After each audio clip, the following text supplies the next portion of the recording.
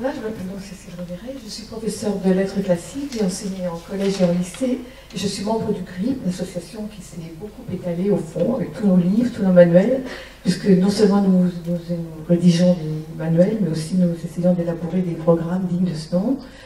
Voilà. Alors je vais certainement être amenée à répéter ce que mes collègues ont pu dire depuis ce matin, puisque je vais parler du désastre, des difficultés, certainement.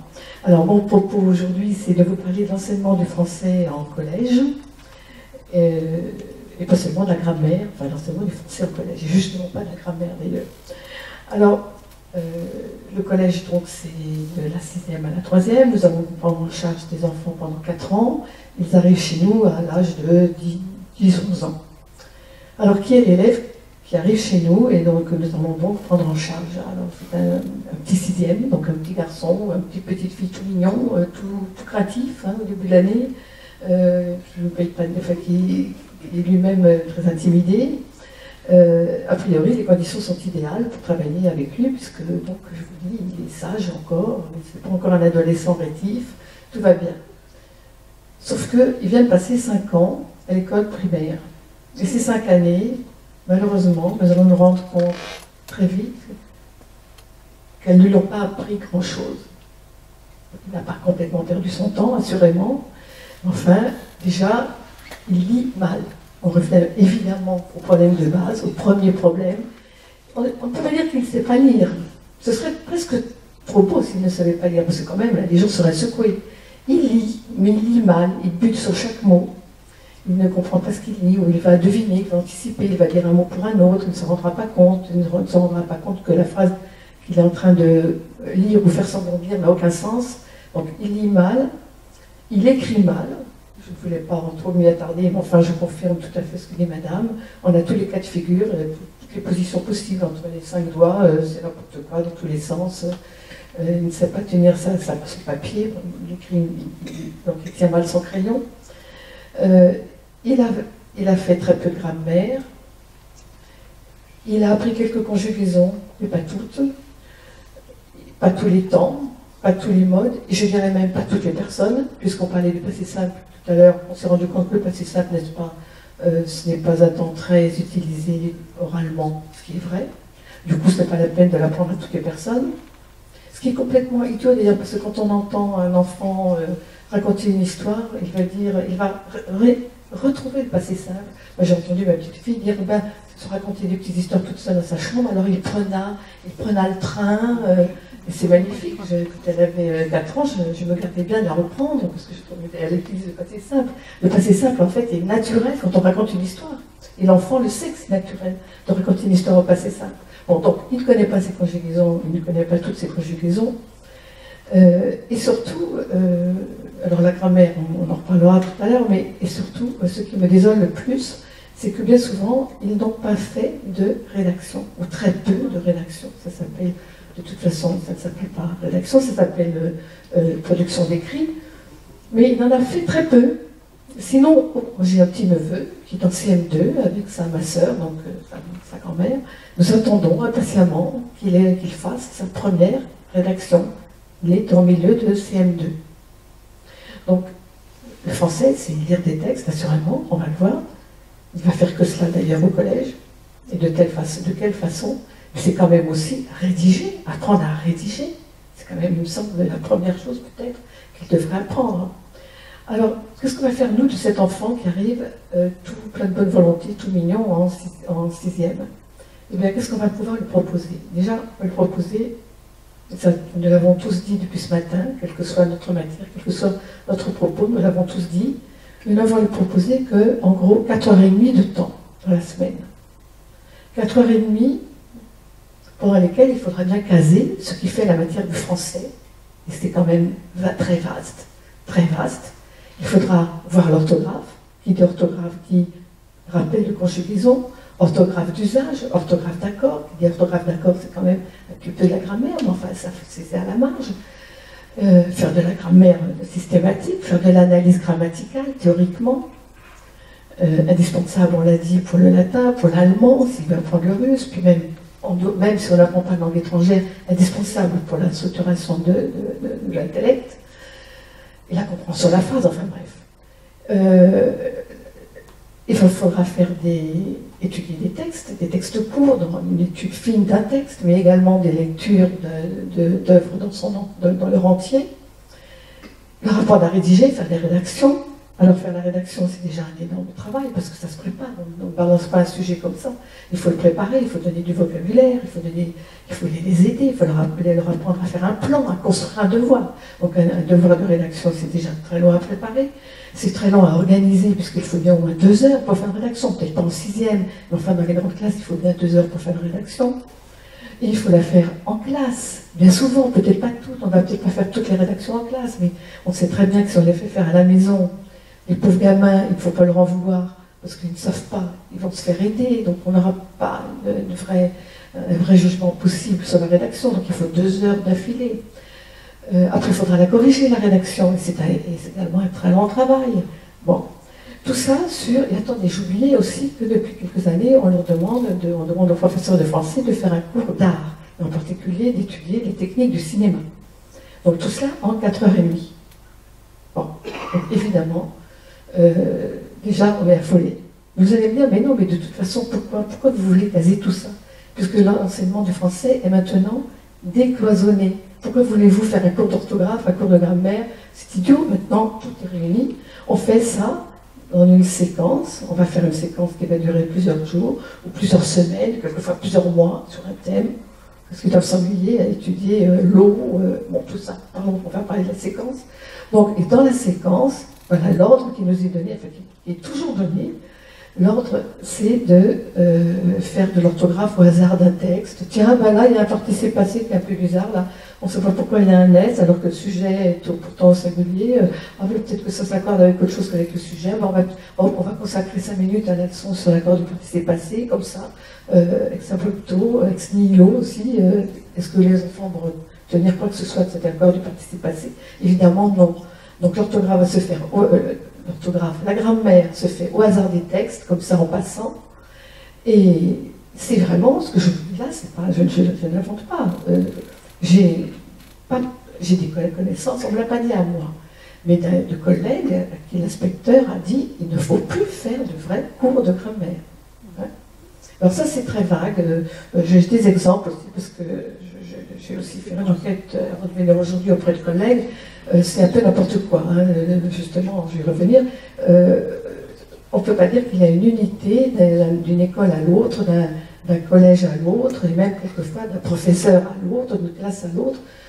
C'est normal, je ne parle pas du contenu de l'enseignement lui-même, il est normal qu'un professeur le professeur A ne fasse pas le même cours que le professeur B, évidemment, mais il y a des disparités entre telle classe, tel autre, tel établissement, enfin c'est complètement fou. Alors pourquoi ces disparités?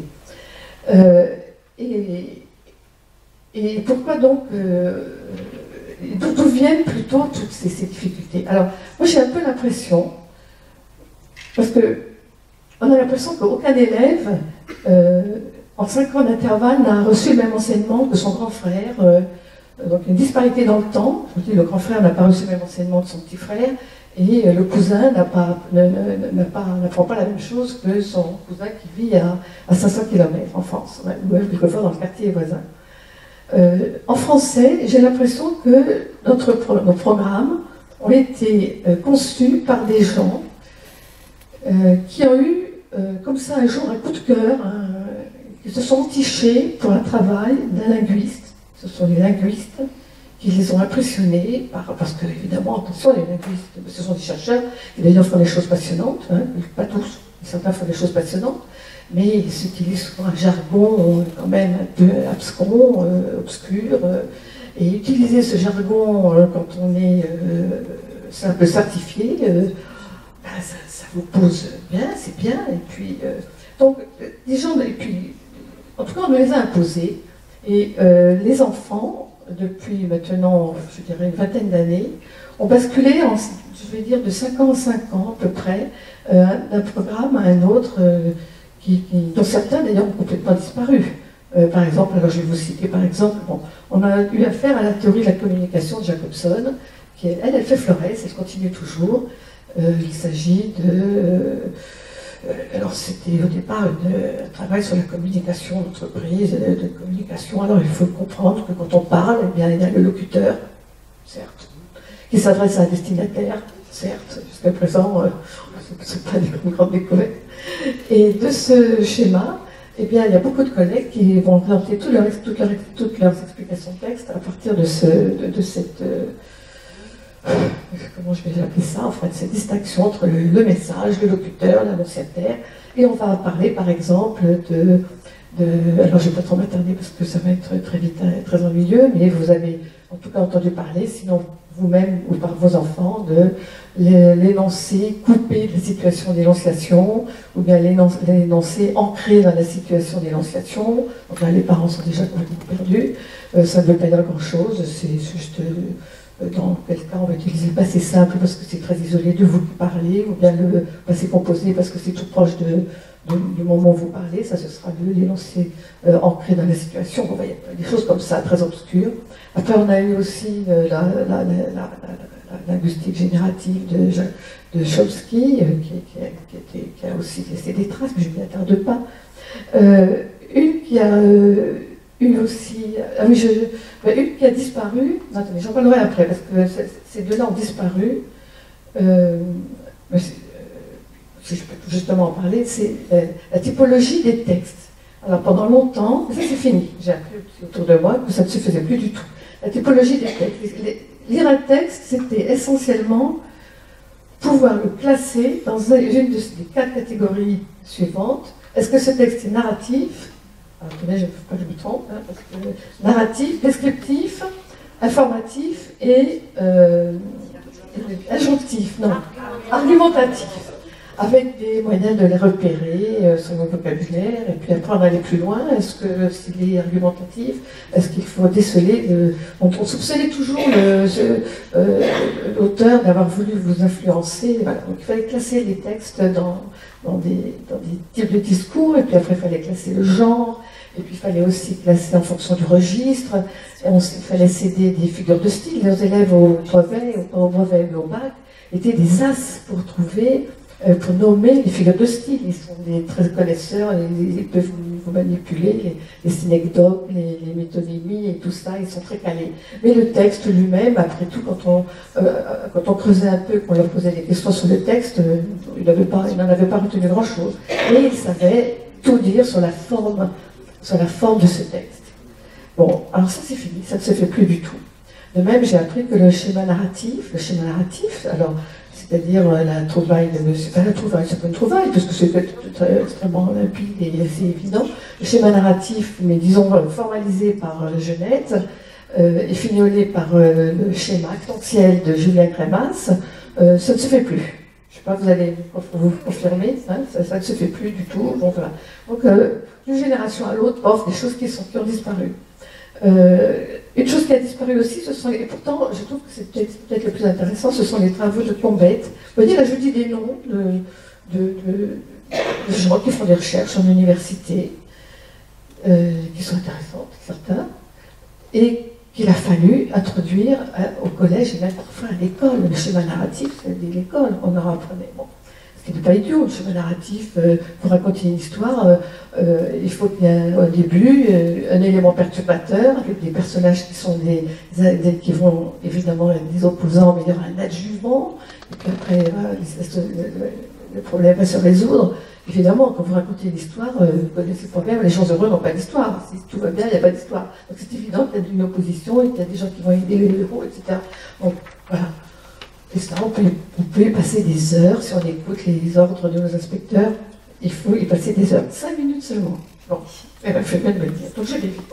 Donc, en fait, ce propos-là, je le termine, c'est que ces coups de cœur de gens qui nous donnent des ordres s'épuisent. S'épuisent parce qu'ils doivent se rendre compte que ça ne marche pas. Alors on nous trouve autre chose. Et je voudrais revenir justement sur la grammaire. La grammaire, donc on nous interdit d'en faire. Elle revient un peu maintenant. Elle revient. J'ai appris que... moi, j'ai des témoignages, vous me dites non, donc, ça dit bien ce que je veux dire aussi, c'est qu'il y a des disparités d'un collège à l'autre. Elle revient en tout cas dans certains manuels de 3e, sauf qu'avec des questions, il paraît-il, assez calées, assez complexes. Sauf qu'au brevet, il n'y a plus aucune question de grammaire. Donc les collègues, de la même façon que vos collègues se disent, ben oui, c'est vrai qu'il aurait besoin d'une rééducation en écriture, mais je n'ai pas le temps. Eh bien, mes collègues de troisième disent, c'est vrai que mon manuel, il prévoit maintenant, il revient, parce qu'il a compris qu'il faut revenir à la grammaire, ce serait bien qu'on en fasse un peu. Ben oui, mais je n'ai que 4h30, j'ai mon devoir de rédaction à corriger, j'ai le pays aussi à caser, enfin dans le pays, il paraît que c'est pas dans les horaires, mais genre, on a payé.